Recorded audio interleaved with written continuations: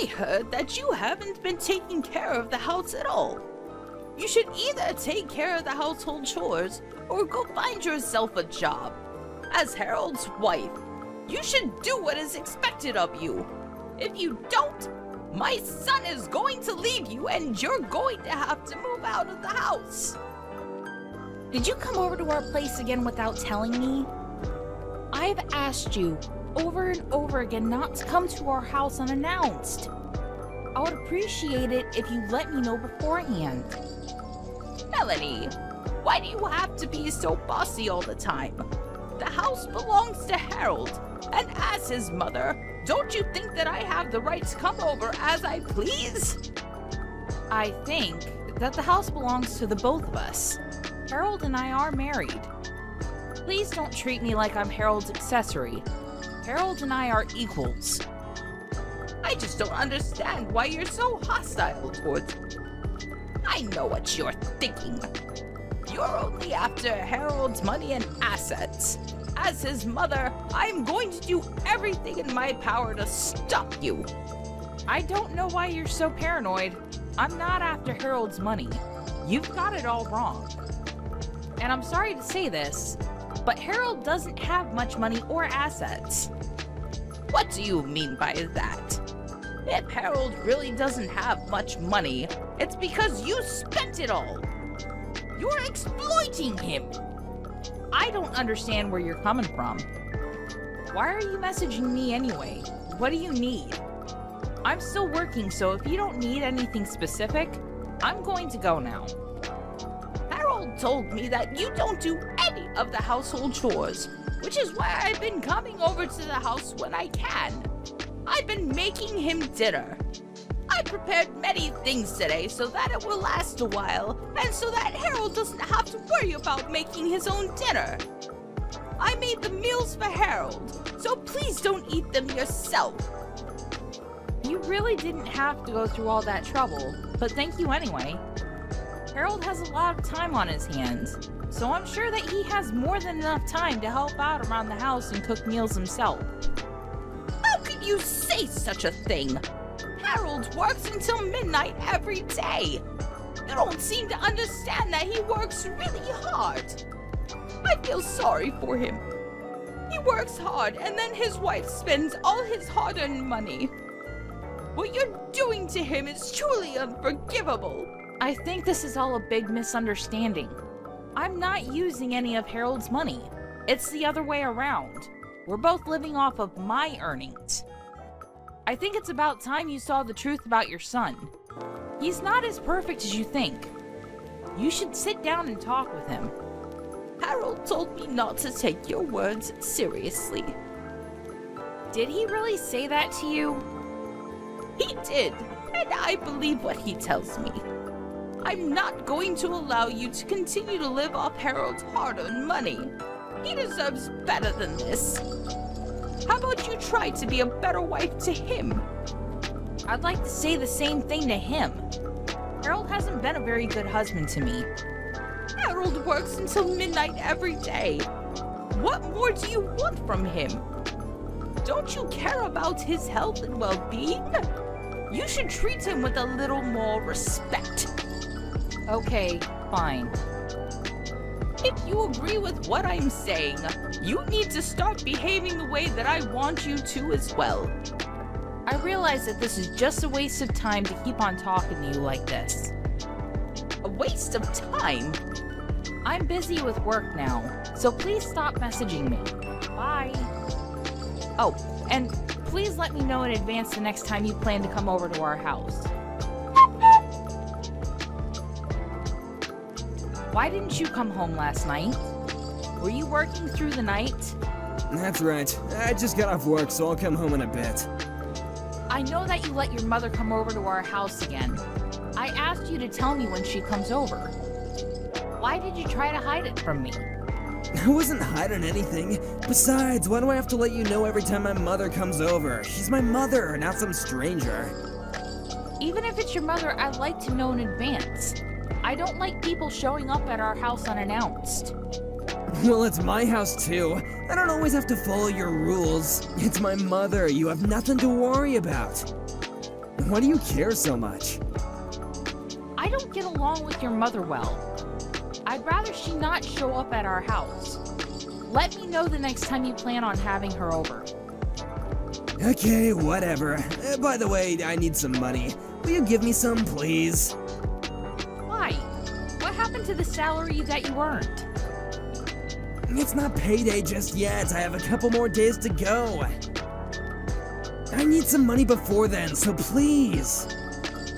You'd better not go gambling again with my hard-earned money. I won't, I promise. You got nothing to worry about. I think that I have every reason to be worried. I won't forgive you if I find out later that you used my money on gambling.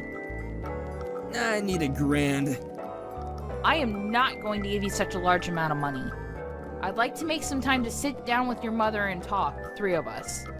I can't continue to go on like this. I need to go. Later. Just leave the money that I asked you for at home. I really need the money. Are you even listening to me? I felt so bad for Harold, so I did the best thing that I could for him as his mother. Please don't try to control him anymore. What? I realized after going to your house a couple of times, Harold needs me more than he needs you.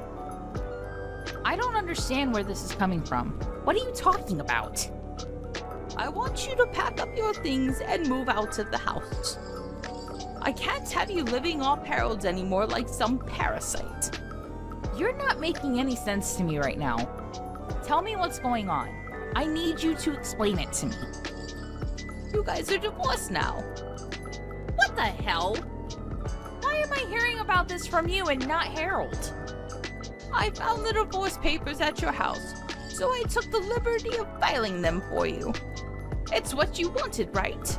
Seeing that you had the divorce papers filled out and ready. Does this mean that you went into our bedroom and went through our stuff? How could you? You're right. I did have the divorce papers ready. I knew that things with Harold and I weren't going well, and I wanted the option of ending our marriage if it ended up being the case. Well, I filed them for you, so there's no need for you to worry about that anymore. You and Harold are back to being strangers now. That's why I'm asking you to pack up your things and move out. I cannot believe that you filed the divorce papers without asking our permission. What you did is ludicrous. I didn't expect you to take things this far. Well, I couldn't bear to see Harold so unhappy in his marriage anymore. You should be grateful that Harold put up with you for so long and let you stay in his beautiful home. It's now time for you to leave. I don't understand why you're so self-righteous. Are you sure that you made the right choice here? Harold is going to be the one to suffer if I leave him. I'll be just fine on my own. You're going to regret the fact that you filed those papers. I'm not going to regret anything. It was the best thing for Harold. Don't you know how much Harold makes in a month? His monthly salary is $10,000. Are you sure about that? I'm the one preparing all of his meals right now, and if you stop taking his money, his entire salary will be mine. That's why we're both happy to see you go. I don't know why Harold married you in the first place. You didn't do anything for him, and all you do is spend his money. Now hurry up and leave our house. I want you out of here ASAP. Okay, fine. I'll move out as you wish. Good luck to the two of you then. We don't need any luck. We'll both be very happy without you. I was surprised to know that you filed the divorce papers without consulting us first. But I'm looking forward to your reaction when you find out the truth about my marriage to Harold. What do you mean by that? Let me just say this. I'm thrilled to be moving out. Thank you for filing the divorce papers. It was my pleasure. Now, please leave. Harold and I are both so excited to start a new life without you. Well, good for you. It was nice knowing the both of you. Goodbye. Melanie, may I have a word with you? There's something that I want to check with you. I'm sorry, but I have nothing to say to you. Bye. Wait a second. There's no need for you to be so rude to me. It's about the rent. What about the rent? The lease agreement has been changed over to your name now, so there's really no need for you to involve me. Yes. When did you change the name of the lease over to me? You could have told me about that. Why was the lease in your name in the first place? Shouldn't have been in Harold's. And why change it over to my name and not Harold's? It just doesn't make any sense to me. Well, Harold works part-time at a convenience store. He's not qualified to put his name on the lease agreement. What? I didn't know that Harold worked at a convenience store. What do you mean by part-time? You said that you wanted to talk to me about the rent. Are you going to tell me that you can't afford to pay the rent or something? Yes, that's right. How did you know? Do you know why there's no money in Harold's bank account? It just doesn't make any sense. Actually, it makes perfect sense to me. Harold doesn't have any real money, which is why he doesn't have any savings. But it's not something to get all nervous about. I think you misheard Harold's salary. You seem to think that he makes 10 grand a month when it's actually $1,000 a month. What do you mean? Harold works part-time at a convenience store, and the maximum he makes a month is $1,000. Sometimes less than that. What made you think that he made 10 times that amount? I bet you're lying to me. Harold's salary can't be that low. Otherwise, how would he be able to afford this house? Besides, I've seen his payslip before. I don't think that I have the wrong number. Oh, so you looked at the payslips then. I get it now. The payslips were mine, not Harold's. You just assumed that they belonged to Harold. Well, you were wrong. Those payslips were yours? Yes, that's right. I was the breadwinner. I work in the sales department of a global firm, so my pay is very high. That's why we were able to afford the house that you're now living in. The rent is around $2,000, which is twice what Harold earns in a month. I knew that Harold wouldn't be able to pay the rent once I moved out, which is why I put your name on the lease agreement. Don't tell me that you quit your job. This is all new to me. I didn't know that you were the one making all the money. I can't believe this. How are Harold and I going to pay for our living expenses then? There's no way that the two of us can live off the $1,000 that Harold brings in each month. I thought he made 10 times that amount, which is why I quit my job. And I just finished selling my house. Did the proceeds from selling the house get wired to Harold's bank account by any chance? Yes. Is that a problem? I'm not good with money, so I had Harold take care of it all. He was more than happy to. Well, I bet he's gambled all that money already. What? I have a stable job, and I have no money troubles like Harold. I didn't need him in my life to live happily. Harold used to have a good job, but then he embezzled some money and got caught. He was penniless after he paid the company compensation for the damages caused. He was also fired from his job, naturally. After that, he started gambling and borrowed money to go to casinos. Now, he has a lot of debt. When we were still married, I helped him out with his money troubles, but now that we're strangers, none of this is my concern. Why am I only hearing about this now? When did Harold start gambling, and why didn't you tell me? Well, he recently started working at that convenience store, and I thought that he was trying to better himself, but he's been going to casinos in the mornings when he isn't at work. Basically, he's using all his money on gambling. He hasn't changed his old habits. Casinos? You were so proud of Harold for working so late at night. But it's just at a convenience store and he isn't making the kind of money that you wish for. Harold isn't working long hours. He's simply in charge of the night shifts at the convenience store. I work much harder than he does and I get paid well too.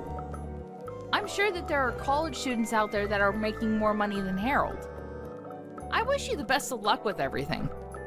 It seems that I had it all wrong. That's what I've been trying to tell you all this time, but you wouldn't listen to me. I'm sorry that I didn't take you seriously before. I'll pay more attention to you now. So would you please forgive us and come home?